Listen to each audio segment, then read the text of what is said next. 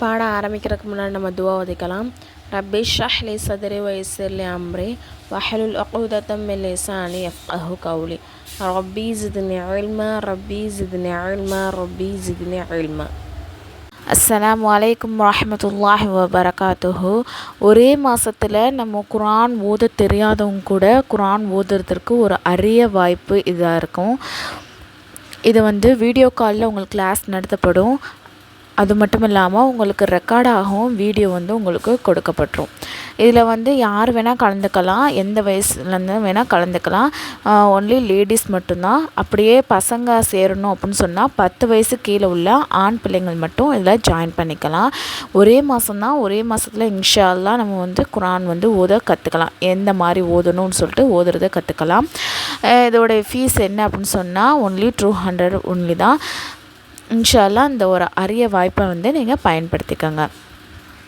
பாடம் 13 தும்மல் மற்றும் கொட்டாயின் ஒழுக்கம்.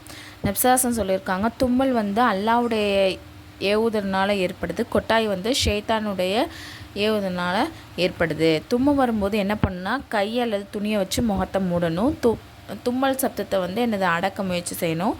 தும்மல் வரும்போது அல்ஹம்துலில்லாஹ் சொல்லணும். இப்போ பிறர் தும்புறாங்க அப்படின்னு சொன்னால் நம்ம என்ன பதில் சொல்லணும்னா இரஹம் கல்லா அப்படின்னு நம்ம பதில் சொல்லணும். அவங்களுக்காண்டி துவா செய்யணும். தும்மிய மீண்டும் ஓத வேண்டியது என்ன ஓதணும்? இப்போ தும்முனவங்க அல்ஹம்துலில்லாஹ் சொல்லணும். சரிங்களா? அந்த அல்ஹம்துலில்லாஹ் சொன்னது நம்ம காதில் விளங்குச்சு அப்படின்னு சொன்னால் நம்ம என்ன சொன்னோம்? இரஹம் கல்லா அப்படின்னு சொன்னோம்.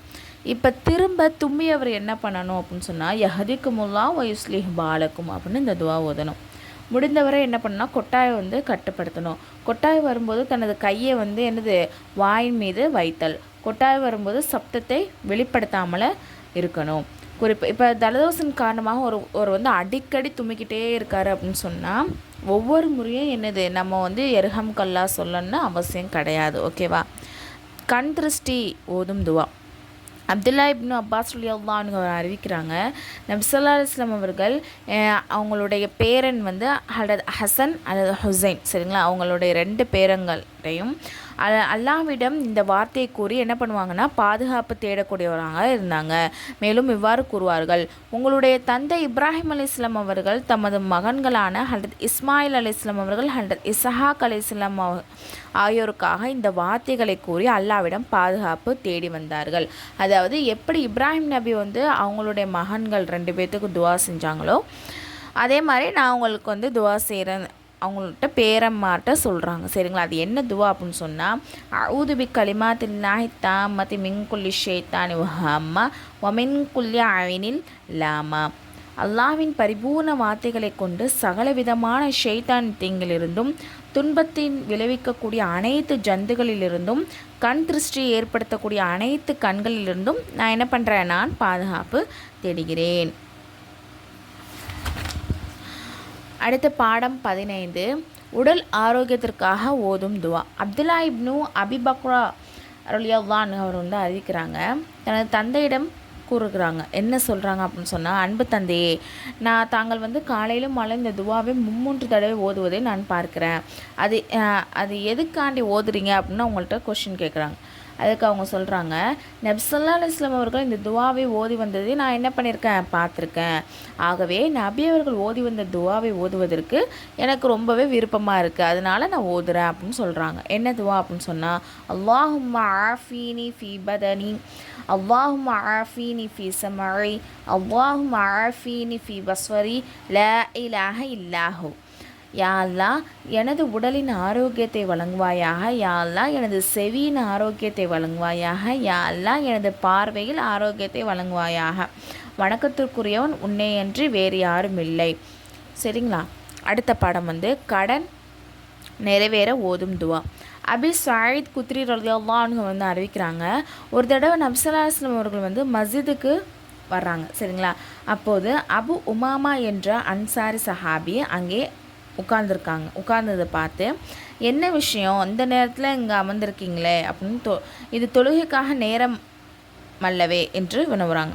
அதாவது ரசூல்லா பள்ளிக்குள்ளே நுழையிறாங்க. அப்போ யார் உட்காந்துருக்கா? அபு உமாமா அப்படிங்கிற ஒரு அன்சாரி உட்காந்துருக்காங்க. அப்போ ரசூல்லா கேட்குறாங்க, என்னாச்சு உங்களுக்கு, ஏங்க உட்காந்துருக்கீங்க? அதாவது தொழுகைக்குரிய நேரம் இல்லாத நேரத்தில் உட்காந்தா கேட்போம் இல்லையா, என்ன காரணத்துக்காக இங்கே வந்தீங்க அப்படின்னா அந்த மாதிரி கேட்குறாங்க ரசுல்லா. அதற்கு அன்சார் சஹாபி என்ன சொல்கிறாங்கன்னா, யார் ரசுல்லா, என் மீது வந்து கடன் சுமை வந்து நிறையவே இருக்குது, அதன் கவலையே என்னை வந்து சூழ்ந்து இருக்குது. நம்ம கடன் அதிகமாக இருந்தால் நமக்கு கவலைகள் ஜாஸ்தியாக இருக்கும் இல்லையா, அதுக்கு தான் சொல்கிறாங்க. அதுக்கு நபியவர்கள் நான் உங்களுக்கு ஒரு துவாவை கற்றுத்தரட்டுமா அப்படின்னு சொல்லிட்டு அந்த துவாவை அவங்களுக்கு வந்து ஓதி காட்டுறாங்க. சரிங்களா, அது ஓதுறது மூலமாக உம்முடைய அனைத்து கவலைகளையும் எல்லாம் என்ன பண்ணிடுவான், போக்கிடுவான். உம்முடைய கடனை நிறைவேற்ற என்ன பண்ணுவான், உதவி செய்வான் அப்படின்னு சொல்கிறாங்க. யார் சொல்கிறா, நப்சாசம் வந்து சொல்கிறாங்க. அவங்களுக்கு அந்த துவாவை வந்து ஓதி கற்றுக் கொடுக்குறாங்க. அந்த சஹாபிக்கு வந்து கற்றுக் கொடுத்துட்டு நீர் வந்து இதை காலையிலே மாலையிலே என்ன பண்ணணும், இதை ஓதிட்டு வரணும் அப்படின்னு சொல்கிறாங்க. اللهم إني أعوذ بك من الهم والحزن وأعوذ بك من العجز والكسل وأعوذ بك من الجبن والبخل وأعوذ بك من غلبة الدين وقهر الرجال. யா அல்லாஹ், கவலை மற்றும் துக்கத்திலிருந்து நான் உன்னிடம் பாதுகாவல் தேடுகிறேன். மேலும் நிர்பந்தம் மற்றும் சோம்பலிருந்தும் நான் உன்னிடம் பாதுகாவல் தேடுகிறேன். இன்னும் கருமித்தனம் மற்றும் கோழைத்தனமிருந்து நான் உன்னிடம் என்ன பண்ணுறேன், பாதுகாவல் தேடுகிறேன். கடன் தொல்லை மற்றும் மனிதர்களின் கெடுதலிருந்தும் நான் உன்னிடம் பாதுகாவல் தேடுகிறேன். அல்லது அபு உமாமா ரலியல்லாஹு அன்ஹு சொல்கிறாங்க. சரிங்களா, யார், அந்த சஹாபி கவலையாக இருந்தாங்கள அவங்க வந்து அறிவிக்கிறாங்க, நான் நபி ஸல்லல்லாஹு அலைஹி வஸல்லம் அவர்கள் காட்டி தந்த இந்த வழிமுறையை வந்து கடைப்பிடிச்சேன். அதாவது இந்த துவா வந்து நான் காலையிலே மாலையும் ஓதிட்டு வந்தேன். அப்போது அல்லாஹ்வின் அருளால் என்னுடைய அனைத்து கவலைகளையும் நீங்கிவிட்டன. மேலும் எனது கடனும் என்ன ஆயிடுச்சு, நிறைவேறிவிட்டது. படம் 17. உறக்கம் வராட்டி என்ன துவா ஓதணும் அப்படின்னு சொன்னால், அல்லது ஜாயித் இப்னு ஜாபித் ரலியல்லாஹு அன்ஹு அறிவிக்கிறாங்க, நான் நபியரிடம் வந்து எனக்கு உறக்கம் வந்து வர்றது கிடையாது அப்படின்னு அவங்கள்ட்ட சொல்கிறேன். அதுக்கு ரசூல் ஸல்லல்லாஹு அலைஹி வஸல்லம் வந்து இந்த துவாவை கற்று தந்தாங்க அப்படின்னு சொல்கிறாங்க. அல்லாஹும்ம ஆரத்தின் நுஜூமு வ ஹதஅத்தில் உயூனு வ அன்த ஹய்யு கய்யூமு லா தஅஹுதுக சினத்து வலா நௌம் யா ஹய்யு யா கய்யூமு அஹ்தி லைலி வ அனிம் ஐனி.